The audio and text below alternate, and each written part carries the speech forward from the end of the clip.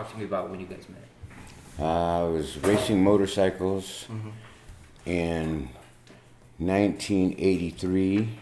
What was that day? But you graduated, you were just out of high school, so that would have been 1976. Okay, 76. That's right, because I had a 77 Mako. I was 13 years old when 13 you first years met old. me. Now, the way that we came about was that she had her sisters. They were riding their bicycles. I think they were like 3 and 6 and whatever. Babies, the kind that you don't let out of the house. Yeah. Anyway, I was wrenching on my bike one day, and I saw that her baby sister Jackie's, her handlebars were doing this. I'm like, oh, whoa, come over here. So I turned it upside down, and I turned all the things. I got it all squared away. She goes away. 2 days later, Michelle and Jackie come down to the house. Michelle's bike's chain's coming off, so I fixed that. They hear my dog, woof, woof, woof, big German Shepherd named Thunder. He was supposed to be a protective dog, but they took to him like butter. They opened up the gate and they walked in and they're running around the backyard. And my father is noticing there's 2 little white girls running around with his German Shepherd. So that all ended. And then I saw the third little sister, Shannon. And Shannon said, we have another sister too. And I'm thinking, okay, I need to know another little kid. Give me a break, So it was about 2 weeks. And I'm testing my bike for a race that night. If it pops up and does a wheelie really well, I'm going to have a good night. But if I have to struggle, I need to get that carburetor done. And as I was going up the street, I saw this girl with long brown curly hair, and she had on this tight-ass leather jacket, and she had a pair of high heels on, maybe 3 inches, okay, but the thing that struck me the most was her blue eyes. Her eyes were, there's some girls you can look into their eyes and it's okay, but these went right through you. And it was like kind of a shock to my ass, Yeah.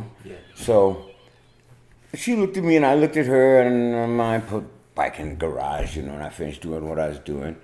And about 2 days later, we ran into each other and we started kind of talking to each other and making, just small talk, Yeah, and I think I'll let Mom take it from all there. right. So you can backtrack if you want. If you want to take it from there, just add yourself. I was looking for my sisters one day, and they noticed they kept going down the street. Nova Albion was the street we were on. We lived 5 houses away from each other. So Yeah.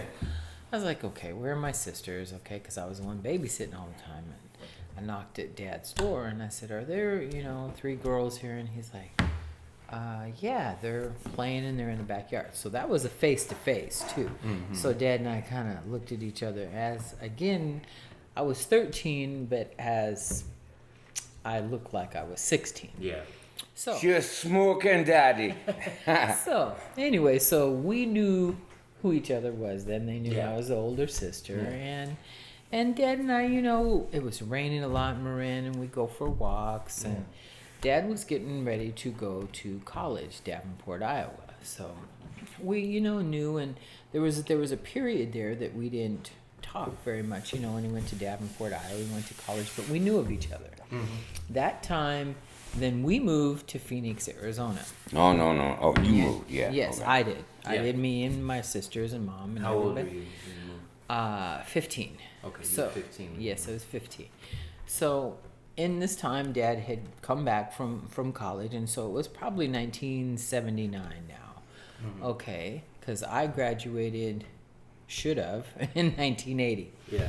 So by now I'm 17, out here in Phoenix, Arizona, and I'm a junior at Shadow Mountain High School.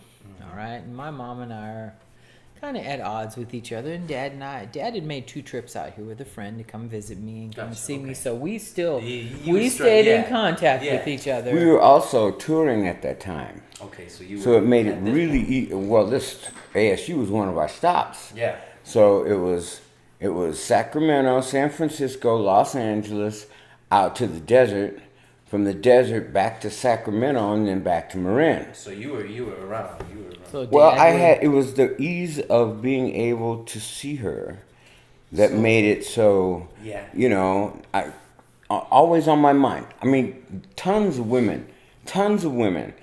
But you know, you got that one on your mind. And now, my mother always told me, she said, son, you have to remember that you have to have a friendship first before you get married. That way you know each other's quirks, you know each other's sympathies, you know each other's passions. Yeah. Okay, and it makes for a better marriage. And I said, Mom, that's really great. Thank you. Because she could see after all the girls I'd gone through in high school, There's just one on you. there was 8, 10 girls that would come by the house, but they weren't, You would know. they didn't have what Mom had.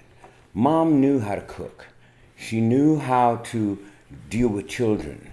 And all my life, even during the rock and roll and motorcycle racing periods, I wanted to be married. What are you doing, dog? It's okay. Okay. I've always wanted to be married. Why is that? What do you think what was it about marriage that Well, drew it you was to the contrast that I saw was the ultimate in degradation of person and just rock and roll raucous. Yeah. Was every night some other girl. Yeah. And you never really get to know anybody. Okay? Or I had the standard of my mother and father who were always together. Yeah. And always talked things out.